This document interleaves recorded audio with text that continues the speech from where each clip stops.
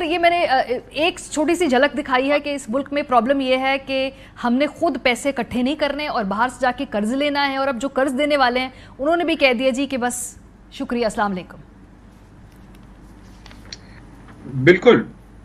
सबसे जो अहम बात यह है कि हम, अगर आप पिछले साल के आप देखें, हमारी जो एक्सपोर्ट्स थी वो 31 बिलियन डॉलर्स थी, लेकिन इंपोर्ट्स जो थी वो 80 बिलियन से ज़्यादा। तो हमारा जो मजमूरी खसारा था वो 50 बिलियन डॉलर्स। आप पैदावार आपकी कम है, आप बेतहाशा स्पेंड करते हैं और कोई ये बात मानने को तैयार नहीं है कि हमें कुछ डिफरेंट करना है। जहाँ तक ताल्लुक है टैक्स का, तो देखिए पाकिस्तान में आज भी, कल भी और उससे पहले भी बरसों से अशराफिया की हुकूमत रही है। वही कंट्रोल करते हैं जिनको मैं एलीट्स कहता हूँ। ये जो टैक्स का निज़ाम है, इसके लिए डिजिटल अगर आप इस पे राय पे जाएं तो ये 6 महीनों में आप इसको इम्प्लीमेंट कर सकते हैं। ये कोई मुश्किल बात नहीं है। लेकिन क्यों नहीं करते? इसलिए कि जो करने वाले हैं अगर वो करेंगे तो उनके मफादात पे ज्यादा ज़र्ब पड़ेगी। ये बात नहीं कि उनको पता नहीं है। ये जो मैं बात कर रहा हूँ इलेक्ट्रॉनिक फाइलिंग सिस्टम की, ये दुनिया में जो तरक्की पजीर ममालिक हैं 90 से ज्यादा मुल्कों में ये इम्प्लीमेंट हो चुका है। ये कोई रॉकेट साइंस नहीं है। पाकिस्तान में क्यों नहीं कर सकते? इसलिए नहीं कर सकते कि ताजिर हों या बड़े जमींदार हों या बड़े बड़े इंडस्ट्रियलिस्ट हों या बड़े जो लैंड माफिया है, ये सब लोग, चाहे वो डीएचए वाले हों चाहे प्लॉट वाले हों, ये सब जो हैं नहीं चाहते कि ये टैक्स दें, चाहे मुल्क बैंक करप्ट हो जाए, जो हमने देख लिया। और अगर अभी भी नहीं समझेंगे तो यकीनन हमें इस दफा तो लगता है कि हम बच गए हैं, लेकिन ये बात आगे ऐसे चलेगी नहीं, हरगिज नहीं चलेगी। इसलिए कि पाकिस्तान की जो सूरत हाल है वो बतदरीज जो है वो खराबी की तरफ जा रही है और हमें गुमराह किया जाता है कि कोई कहता है कि हमने टैक्स बढ़ा दिया जी। आपको एक छोटी सी मिसाल दूं मैं। पाकिस्तान का जो टैक्स टू जीडीपी रेशियो है अबाउट 9% है। श्रीलंका ने टैक्सेस कम किए थे 2019 में, उनका जो टैक्स टू जीडीपी रेशियो था 8% था। हमारा जो टैक्स टू जीडीपी रेशियो है ये दुनिया में वन ऑफ द लोएस्ट है, श्रीलंका से कुछ ही बेहतर है। तो यकीनन मैं ये तो नहीं कहता कि पाकिस्तान श्रीलंका है, लेकिन कुछ ज्यादा बेहतर भी नहीं है। ये जो यूसुफ साहब आपने बात की, ये मैं इसी नुक्ते को जुबैर साहब के पास लेके जाना चाहती हूँ। बहुत शुक्रिया जुबैर साहब हमें ज्वाइन करने के लिए। इस वक्त मसला ये है कि हमें ये जो पूरा नैरेटिव है वो ये है कि आईएमएफ से किस्त मिल जाएगी, हमारे मामला सॉल्व हो जाएंगे। तो ऐसे ही ना जैसे आप कैंसर का इलाज पैनाडोल की गोली से करने जा रहे हैं ना, आईएमएफ से किस्त मिल जाएगी, वो फिर भी कर्ज है और उसके लिए आपने जो स्ट्रक्चरल रिफॉर्म्स करने हैं वो नाक रगड़ा रगड़ा के आपको जो देंगे उसके बाद भी, तो ये तो एक छोटे से कुशन थोड़ा सा ही मिलेगा। ये इसका मतलब ये नहीं है कि कोई आगे की तरफ ये इकोनॉमी जो है उसमें कोई करिश्माती तिलिस्माती तब्दीलियां आ जाएंगी।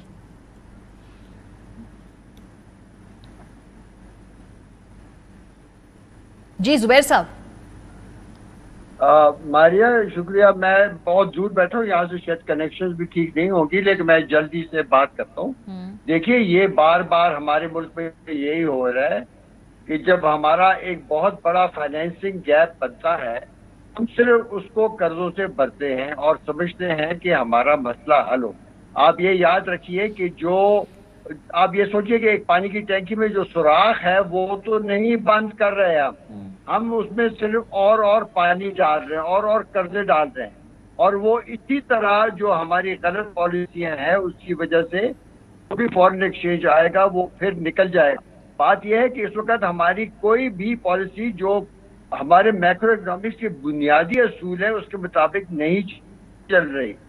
अभी आप इन्फ्लेशन को देख लें। सबसे पहले इन्फ्लेशन, अभी आप लोग बात कर रहे थे, मैं आपको बताऊं इस वक्त बिल्कुल बेलगाम है, कोई पॉलिसी नहीं है। यहाँ पर चीजें हैं, ये मॉनेटरी पॉलिसी जो है, जो स्टेट बैंक की रिस्पॉन्सिबिलिटी है, ये उनका काम है कि ये लोग प्राइसेस को कंट्रोल करें। वहां पर मुकम्मल अब से इन्होंने ये 3-4 सालों से रजा बाकी रहे थे, ये गलत पॉलिसी पर चले हुए, ये इंटरेस्ट रेट से उसको रोकने की कोशिश करें।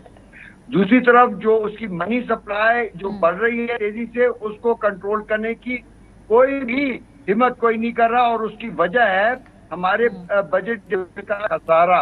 वहां पर ये बैंक से बोरिंग जब होती है, ये तमाम मनी को बढ़ाती है। जो अगर टोटल मनी सप्लाई 15-16% बढ़ रही है, जब आपकी ग्रोथ रेट 3-4% है, ये बकाया जो मनी सप्लाई है ये इन्फ्लेशन को बढ़ा रही है। तो इसमें शक नहीं कि से कुछ ऐसे आसरात हैं और हम खुद भी कुछ एडजस्टमेंट कर रहे हैं, लेकिन मॉनेटरी पॉलिसी का काम है कि इसको ठीक करे। इस वक्त हमारे पास मुकम्मल नाअहली और उसके वजूहात से ये चीज हो रही है। गवर्नर इनने नहीं लगाए, शुक्र है नहीं लगाए। जो नाम सामने आए हैं इनमें से कोई भी ऐसा नहीं है जो मॉनेटरी पॉलिसी की बुनियादी असूलों को समझता हो। जो यहाँ पर डिप्टी गवर्नर है ये भी उसी ग्रुप का हिस्सा है जिसने यहाँ तक पहुंचाया है। अभी इस वक्त हम देखे, बात सुने, ये इस वक्त ये एक ऐसा है जिस तरह के घोड़े की लगाम छोड़कर घोड़ा भागता जा रहा है। इसी तरह आपकी जो करंट अकाउंट के डेफिसिट है और रिजर्व्स की जो कमी है, डॉलर बढ़ता जा रहा है, इसकी वजह आपका बजट का खसारा है। सही। सो सर, ये जो आपने बात की ना कैपेसिटी की, ये बड़ी अच्छी एग्जाम्पल आपने दी। ये बहुत सारे लोगों को आसान जबान में समझ में आ जाएगी कि एक ऐसा टैंकर है जिसके अंदर सुराख है, वहां से लीक्स हो रहे हैं, लेकिन हम उसको ऊपर से कर्जों से भरते जा रहे हैं, यानी जो उसमें जो लिक्विड है वो नीचे से लीक होता रहेगा और हम उसमें और आगे डालते जाएंगे बैरूनी कर्जे ले लेके। सो यूसुफ साहब, फिर ये कैपेसिटी इश्यूज हैं, ये नीयत का इशू है? क्योंकि अब तो हमें दुनिया में हर जगह हर फाइनेंशियल इंस्टीट्यूशन ने बता दिया जी कि पहले अपने सिस्टम फिक्स करके आएंगे तो कर्जे के ऊपर फिर बात करेंगे। वो आपसे करवा रहे हैं, आपको टफ टाइम दे भी रहे हैं। मतलब और कितना आपको लीज मिल जाएगी और कितनी आपको मार्जिन मिल जाएगा, ये सख्त फैसले तो करने हैं ना आपने, आज नहीं तो कल, कल नहीं तो परसों। किस चीज का इंतजार कर रहे हैं? देखिए, सख्त फैसले जो है हमारे यहाँ से मुराद ली गई कि पेट्रोल की प्राइस बढ़ा दें। खाली ये बात नहीं है। आपका मसला क्या है? आपका जो क्राइसिस है उसमें जो इस वक्त जो हुआ है उसमें जो मरकजी किरदार है वो एनर्जी का है या तेल का है, तेल की कीमतों का। आपकी जो पूरी जो एनर्जी की इलेक्ट्रिसिटी जनरेशन की स्ट्रेटजी है वो इंपोर्टेड फ्यूल पर है। आपकी जो एनर्जी है उसका जो आप 80% जो आप डिपेंड करते हैं ट्रांसपोर्ट एनर्जी जिस पे है, वो इनसार सारा उस पे है ऑयल पर है। आपके पास ऑयल देने के, अब तो गैस जो इंपोर्ट करने के उसके भी पैसे नहीं हैं, इसलिए कि गैस इतनी महंगी हो गई है कि पाकिस्तान टेंडर फ्लोट भी करता है तो कोई सप्लाई नहीं करता। ये हालत है वो यूरोप को भेज देते हैं।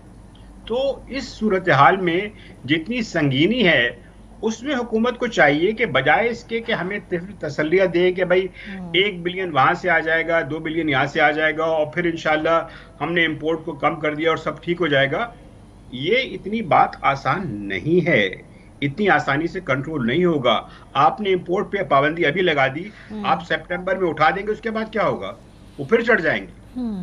तो इसके लिए जो एक बुनियादी चीज ये है कि पाकिस्तान की जो अशराफिया है वो लोगों से कुर्बानी तो मांगती है, लेकिन खुद जो है वो एक थैली की कुर्बानी देने को तैयार नहीं है। तो लोग भी कहते हैं किसानों की बात यह है कि जब आपका, मैंने एनालाइज किया था जो डॉन में पब्लिश भी हुआ था, कि देखिए आपके जो एमएनएस जो हैं, जो एवरेज टैक्स रेट है वो मुश्किल 4 या 5% है।